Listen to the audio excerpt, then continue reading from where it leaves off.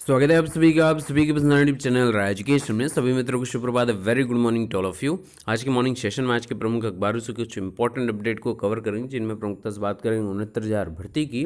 69,000 भर्ती अपडेट में ज्वाइन आज से क्या करना जरूरी है, ये आपके सबसे ज़्यादा प्रश्नों में से प्रश्न रहे हैं।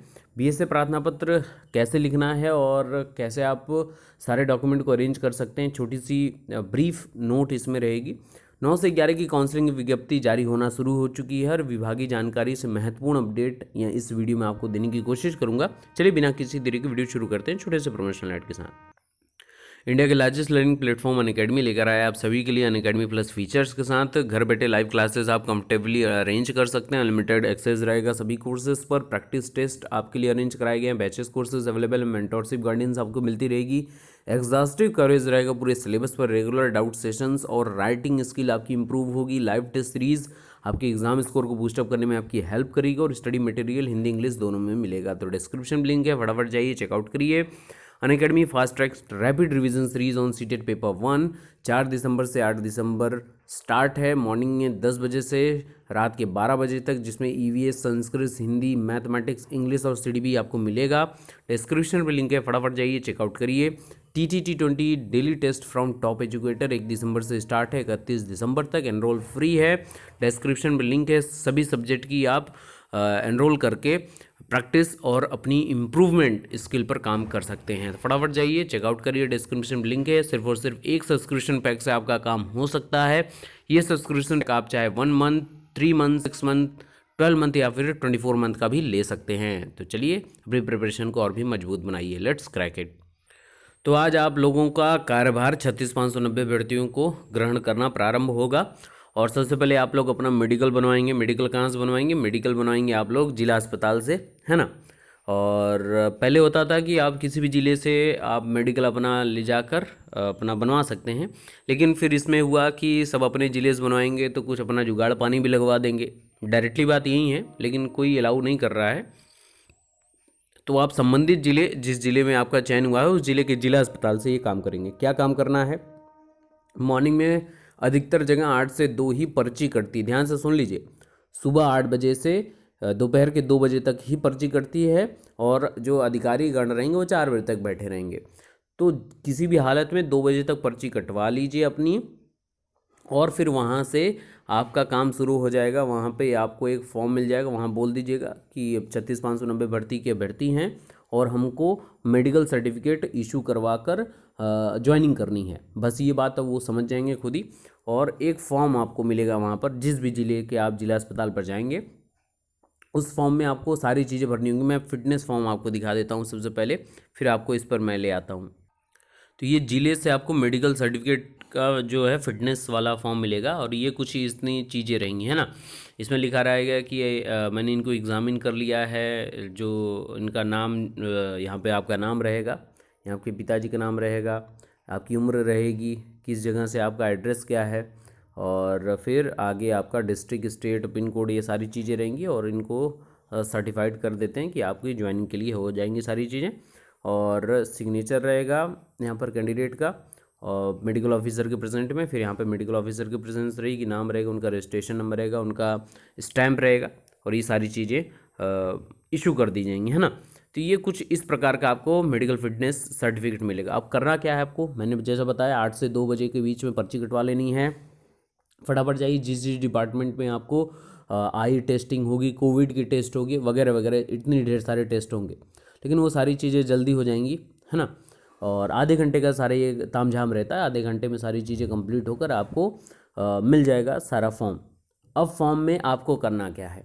फॉर्म में आपको सबसे पहले लगाना है आपका प्रार्थना पत्र। प्रार्थना पत्र का प्रारूप आप देखिए, कई कई जिलों में, जैसे आपका बलिया हो गया, कई मित्रों ने लिखित वहाँ पर लिख बोला गया कि हस्तलिखित होना चाहिए फॉर्म, तो उन्होंने हाथ से भी लिखा है, दिखा देता हूँ मैं। तो बलिया में यहाँ पर लिखा हुआ था बीएससी ऑफिस में एकदम स्पष्ट तरीके से कि कार्यभार ग्रहण करने हेतु निम्नलिखित कागजात संलग्न स्वलिखित प्रार्थना पत्र था, नियुक्ति प्रमाण पत्र, मेडिकल प्रमाण पत्र की 2 प्रति, ठीक है, और आईडी प्रूफ। अब इसके लिए ये जो है, ये तो आपका लिखा लिखा है, आप इससे के जरिए भी काम कर सकते हैं, है ना। सहायक अध्यापक पद पर कार्यभार ग्रहण करने हेतु महोदय सविनय निवेदन है कि नाम और निवासी वगैरह वगैरह इतनी ढेर सारी चीज़ें लिख के, और मुझे सहायक अध्यापक पद पर कार्यभार ग्रहण करना है। मैं अपने सभी शैक्षिक प्रमाण पत्र संलग्न कर रहा हूं या कर रही हूं। कृपया श्रीमान जी आपसे विनम्र निवेदन है कि आप मुझे सहायक अध्यापक पद पर कार्यभार करने की अनुमति प्रदान करने की कृपा करें, आपकी महान दया होगी। यहाँ पे ये ढेर सारी अपनी डिटेल आप लिख देंगे, मोबाइल नंबर, रजिस्ट्रेशन नंबर, नाम, पता। और यहाँ पर जैसा मैंने आपको बताया कि हर जगह लिखना था, तो कुछ लोगों ने लिखित रूप में यहाँ पर देखिए बलिया में दिया है। तो आपको जो सुविधाजनक लगे आप उस तरीके से काम कर सकते हैं। ये फॉर्म आपको हर जगह मिल जाएगा, लेकिन आप अगर चाहते हैं कि पहले से प्रिंट आउट कराकर लिख कर लेकर जाएं और तत्काल प्रभाव से आप सारी चीज़ें सबमिट कर दें। हाँ, एक बात याद रखिएगा, अपने साथ एक सेट अपने डॉक्यूमेंट्स की, जितने भी एकेडमिक डॉक्यूमेंट हैं उनकी एक छाया प्रति, एक सेट पूरी रखे रहिएगा जो स्व प्रमाणित हो, यानी कि सेल्फ अटैच्ड हो। ये आपको कोई नहीं बताएगा। बहुत ध्यान से सुन लीजिए, राय एजुकेशन चैनल की तरफ से ये जानकारी आपको प्रदान की जा रही। क्यों? क्योंकि मुझे एकदम स्पष्ट तरीके से पता है कि आपको किन किन चीज़ों की आवश्यकता पड़ेगी और आपको किन किन चीज़ों से सुविधा होगी, है ना, ताकि आप परेशान ना हो। पहले से अपनी प्रिपरेशन करके जाइएगा, ठीक है। तो इसको प्रिंट आउट करा लीजिएगा। मैंने टेलीग्राम ग्रुप में कल भी अवेलेबल करा दिया था, और ये वीडियो अपलोड होते ही आपको वहाँ पर ये सारे डॉक्यूमेंट मिल जाएंगे। तो आपको किसी प्रकार की चिंता करने की आवश्यकता तनिक भी नहीं है। अब आ जाते हैं दूसरे इंपॉर्टेंट बात पर। दूसरा, एक सप्ताह के अंदर आपको ज्वाइनिंग करना है, ठीक है। तो एक सप्ताह यानी कि मैक्सिमम लोगों को सैटरडे को मिला है और उस दिन की डेट है, कई लोगों को एक दिन पहले इशू हो गया होगा, बनकर तैयार होगा, तो 4 की डेट होगी या कहीं कहीं 5 की डेट होगी। वर्किंग डेज काउंट होंगे, संडे काउंट नहीं होगा। तो अगर मैं मोटे मोटे तौर पर कहूँ तो मंडे से लेकर, यानी आज से लेकर आपके पास फ्राइडे तक का पूर्ण समय है, पूरा समय है आपके पास, ठीक है। मंडे से लेकर फ्राइडे का पूरा समय है। इन दिनों के बीच में कभी भी आप जाकर ज्वाइन कर सकते हैं। तो हौच पौच करने की आवश्यकता नहीं है, मारामारी करने की आवश्यकता नहीं है, दौड़ भाग करने की आवश्यकता नहीं है। आराम से क्योंकि आज पहला दिन है तो आज बहुत ज़्यादा भीड़ भाड़ होगी, बहुत ज़्यादा भीड़ भाड़ होगी, और आज ज़्यादा लोग कोशिश करेंगे कि हम ज्वाइन कर ले जाएं, ठीक है। तो जिस प्रकार से आपको सुविधा पड़े आप उस प्रकार से ज्वाइनिंग कर सकते हैं। अब बात करते हैं जो बच्चे कुछ अभ्यर्थी हैं उनकी काउंसलिंग के संबंध में, जो संशोधन वाले भी अभ्यर्थी हैं उनकी काउंसलिंग के संबंध में। तो 9 से 11 दिसंबर के बीच में आपकी काउंसलिंग होगी। उसकी विज्ञप्ति आना शुरू हो गई है प्रत्येक जिलों से, और विभागीय जानकारी में एकदम स्पष्ट है कि 12 तारीख को 9 से 11 के बीच में काउंसलिंग कराकर 12 तारीख को नियुक्ति पत्र निर्गत कर दिया जाएगा।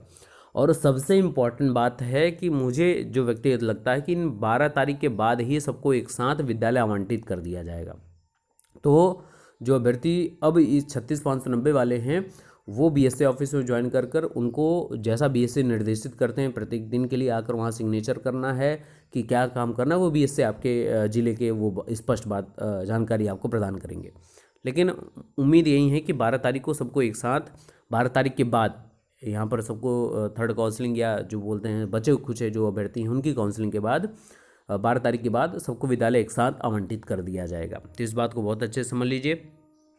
तो विज्ञप्ति जिन जिन जिलों की आती रहेगी मैं टेलीग्राम ग्रुप में अवेलेबल कराता रहूँगा। ये कार्यालय जिला विशिष्ट शिक्षा अधिकारी गोरखपुर का है, और इसमें स्पष्ट है कि 69,000 सहायक अध्यापक भर्ती प्रक्रिया के प्रथम व द्वितीय चरण के अंतर्गत काउंसलिंग में अनुपस्थित रहने वाले अभ्यर्थियों को पुनः अवसर प्रदान करने हेतु सूचित किया जाता है कि ऐसे अभ्यर्थी दिनांक 9 दिसंबर से लेकर 10 दिसंबर 2020 तक प्रातः 10 बजे से शाम 5 बजे तक जिला बेसिक शिक्षा अधिकारी कार्यालय जनपद गोरखपुर में अपने मूल अभिलेखों, 2 सेट छायाप्रति, 4 फोटोग्राफ और निर्धारित बैंक ड्राफ्ट डीडी के साथ उपस्थित होना सुनिश्चित करें। निर्धारित तिथि में जनपद में काउंसलिंग में समस्त अभ्यर्थी फेस मास्क, सैनिटाइजर ये आप पालन कर सकते हैं। जाना कहाँ है? गोरखपुर में बीएसए ऑफिस में, वहीं पर आपकी काउंसलिंग होगी 9 और 10 तारीख को, ठीक है। तो जितने बचे हुए अभ्यर्थी हैं वो यहाँ पर उपस्थित होकर अपनी काउंसलिंग करा सकते हैं। ये गोरखपुर का है। और कल एक और जिले का जारी हुआ है, ये विज्ञप्ति है आपके हाथरस की, जिला विशिष्ट शिक्षा अधिकारी हाथरस, इन्होंने जारी किया और इन्होंने स्पष्ट कहा है कि 69 पदों के सापेक्ष प्रथम एवं द्वितीय चरण की काउंसलिंग में अनुपस्थित रहने वाले अभ्यर्थियों को सूचित किया जाता है कि उन्हें काउंसलिंग का पुनः अवसर प्रदान किया जाएगा। और ऐसे अभ्यर्थी 9 और 10 दिसंबर को काउंसलिंग हेतु बीआरसी हतीसा, मथुरा रोड, हतीसा, मुरसान में अपने मूल अभिलेख और 2 सेट छाया प्रति और डीडी आपको लेकर उपस्थित होना है।